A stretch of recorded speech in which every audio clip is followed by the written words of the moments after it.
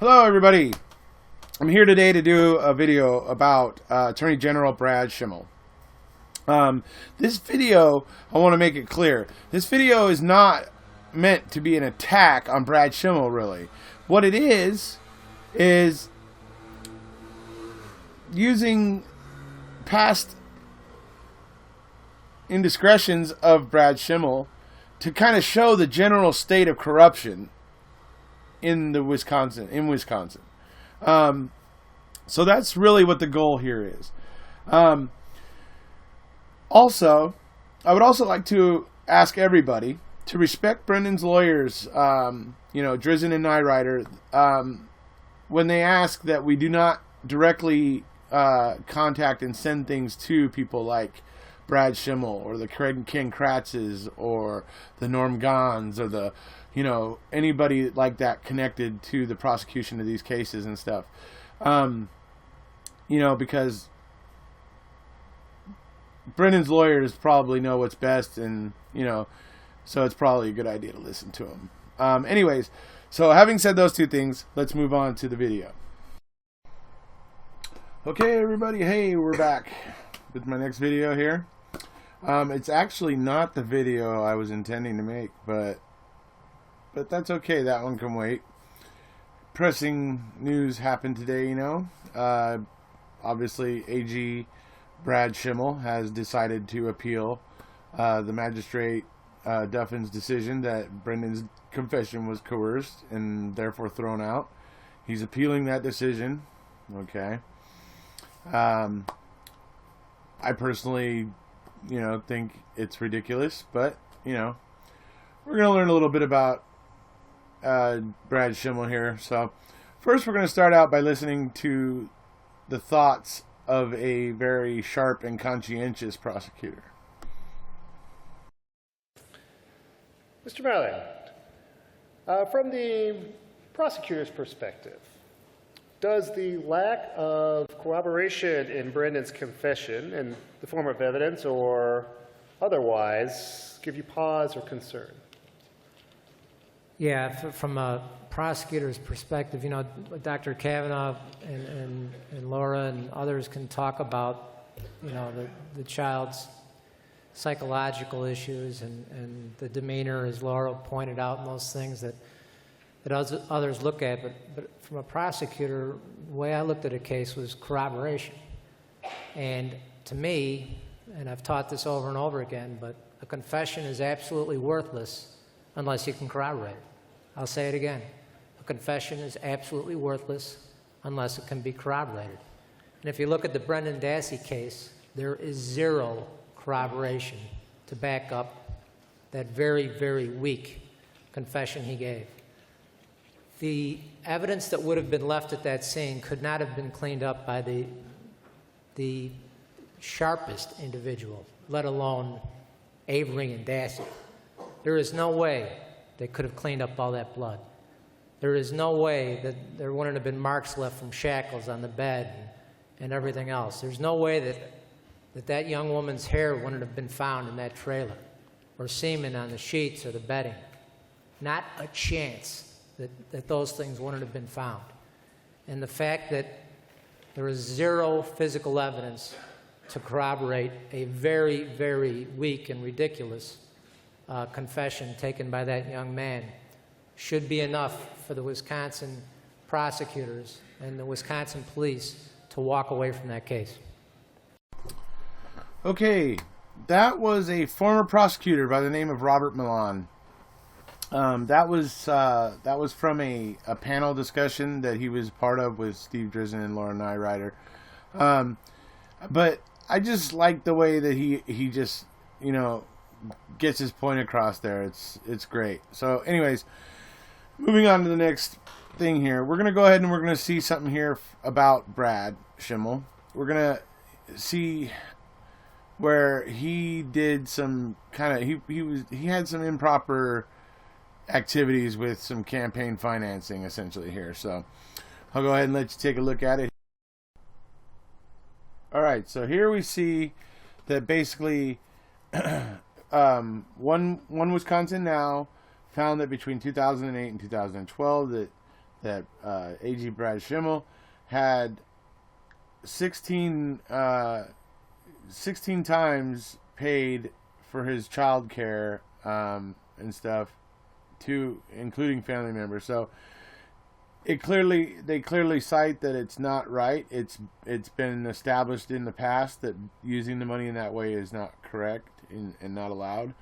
And then it goes on to say that the child care is a huge issue, even for all Americans, trying to struggle to, pay their bills and stuff. It just shows a genuine lack of respect for, just the common, middle class Americans trying to get by, so anyway. Okay, so there we see some misappropriation of campaign finances there, Clearly, One Wisconsin Now looked into it and deemed that it was not proper. He shouldn't have done it. Where he paid his own babysitter or, child care professionals 16 separate times out of campaign finance money. So, and it clearly states there that, in the past, that type of spending has been deemed not covered, it's not supposed to happen. So, but he did it anyway. So it kind of really, to me, I know some people think probably, whatever, no big deal, but I think it is kind of a big deal because, when you think about it, like that article is saying, there's plenty of people across America that are struggling to work jobs and take care of their kids and get there and have people around to babysit or take care of their kids until they get home from work or whatever, those types of things. It's hard. And, when you see somebody like this who clearly makes good money as a lawyer, clearly should have fair amount of money already, and he has to take from his campaign finance money and cross that line, just suggests a pattern. Okay, so here is the thing about the when he got asked about the interracial marriage thing and whether or not if he would have upheld the laws in a state that had those laws 60 years ago or whatever. So, and then, the fact that he tries to act like he has integrity by saying, oh, yes, I would have, even if distasteful to me, I would have upheld the laws, because I don't get to pick and choose. Well, he was doing that. He was picking and choosing as it was. Anyways, so it's no real surprise, because then it goes on to say that he really was liking Scott Walker's, pay for play kind of brand of, dark money kind of group government. So, which he said was the essence of representative government. Oh, brother. Anyways, I just threw this in for those who aren't really politically inclined exactly and who may have not heard of the term dark money. It just refers to groups that are nonprofit groups and they're able to take donations from anywhere and they can spend it in almost any way to influence elections and stuff like that. So, and they don't have to disclose who donated. They don't have to you just basically don't know where that money comes from. Anybody could be paying to sway political opinion. And you can bet it's going to be corporations, somebody that has a lot of power and money to throw around. So, anyway, just threw that in real quick for anybody who may have been wondering what that was. Okay, so there we have basically Brad Schimel getting asked in an interview about a hypothetical situation, highly hypothetical situation, that if he was a attorney general or a prosecutor in a state 60 years ago that had a ban on interracial marriage, would he enforce the laws or whatever? And he basically goes on to say, he tries to sound like he has integrity. He's trying to make it like he sounds like he has integrity. And he's trying to say, even though it might be distasteful to me, I'd have to enforce the laws, of course. I can't pick and choose which laws I want to enforce. Well, the funny thing is just as he was saying that, there was some stuff coming out that he was doing that very thing. He was picking and choosing which laws he was enforcing. So, funny. But anyways, it also goes on to say there that he was just totally on board with the whole Scott Walker pay-for-play kind of dark money group. How's he puts it? The essence of representative government. Are you kidding me? Are you kidding? Who's it representing? It's representing the rich and the corporations and those people.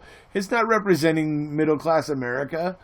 Middle class America doesn't have billions of dollars to pour into groups to try to sway political opinion and stuff. Are you kidding me? Representative?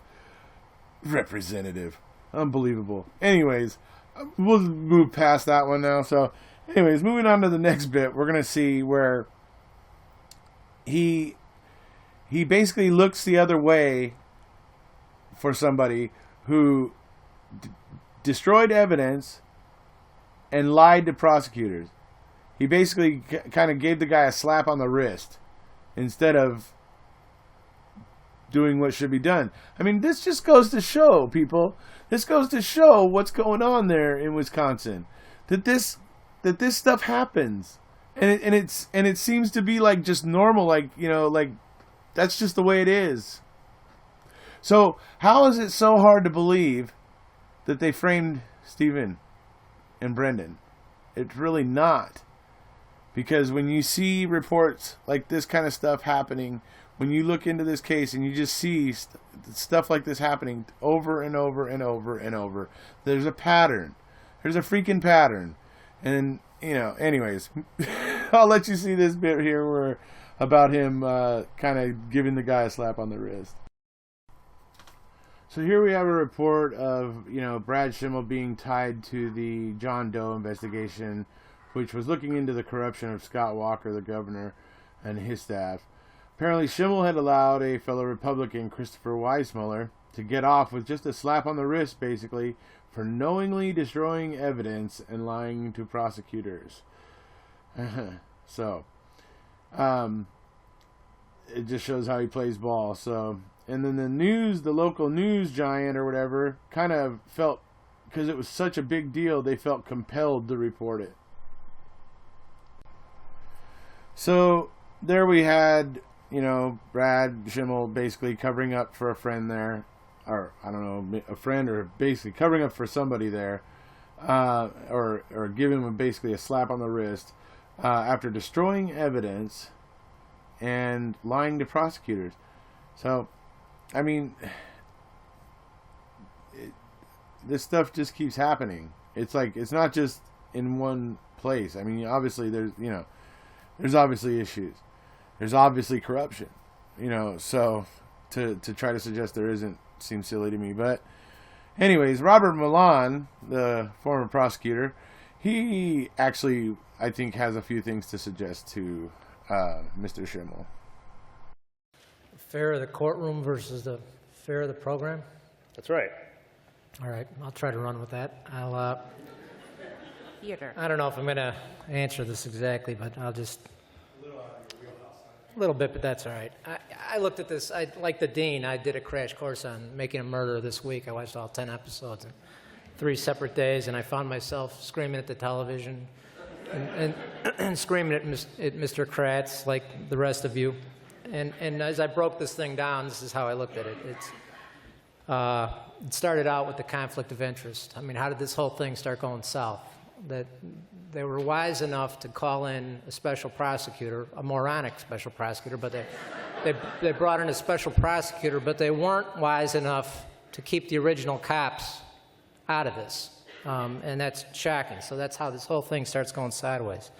Followed by Kratz's press conference regarding Mr. Dassey's confession, which was outrageous. Followed by the fact that Kratz commits a huge discovery violation by questioning Bobby Dassey during the trial about a statement that the defense attorney's never heard about before, followed by the defense attorney for Brendan Kaczynski absolutely selling him out with the investigator, followed by a series of rulings by the judge that were outrageous. One, no gag order. I mean, why prosecutors and defense attorneys are stepping up to cameras after every day of trial is beyond me.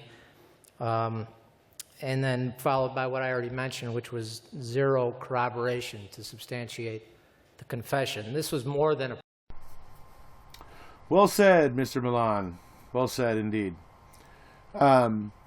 Basically, that's about all I have for today. I'm going to go ahead and cut it off there. This is just a brief kind of introduction to AG Brad Schimel.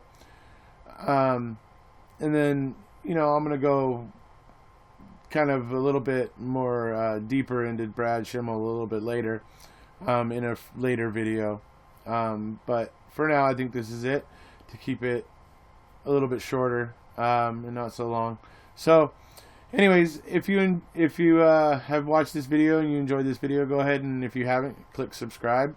If not, have a nice day.